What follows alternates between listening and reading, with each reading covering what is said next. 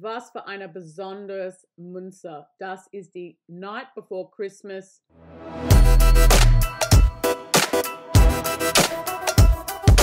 Hallo zusammen und willkommen zu noch einem weiteren Unboxing von EMK. Well Leute, das ist Weihnachtszeit, so haben wir ein schöner Etui hier, aber das ist noch nicht fertig, ne? Ein Moment. Da, das ist besser. Und das passt sehr gut mit dieses Unboxing für Weihnachten. Haben wir ein kleines Geschenk. Dieses Münze kommt aus der Perth Mint. Vielleicht haben ein paar von euch diese Antik Finish Münzen schon gesehen. Dieses Thema für dieses Jahr ist The Night Before Christmas. Und es ist ehrlich, ich muss sagen, dieses Produkt ist sehr besonders. Das ist ein bisschen von eine Münze, das ist ein bisschen von Schmuck, das ist ein bisschen von Kunst. Ich finde das so cool.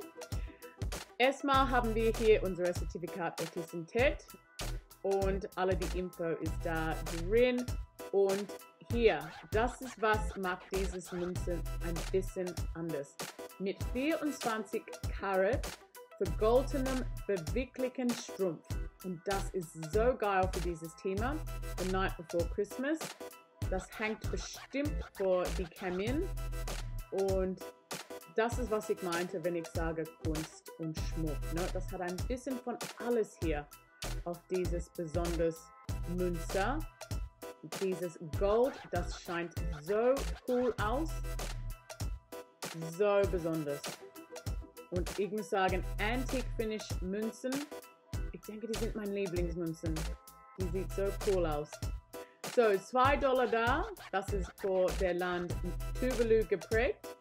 Offensichtlich haben wir Königin Elisabeth II. Aber sieh mal hier auf diese Seite. Das ist die perfekte Weihnachtsszene. Wir haben den Weihnachtsbaum da, die Katze und der Hund schläft auf die Seite. Jemand hat besonders etwas draufgelassen für den Weihnachtsmann. Das ist so eine schöne Münze. Alle die Deko da drauf. Echt cool. So schön.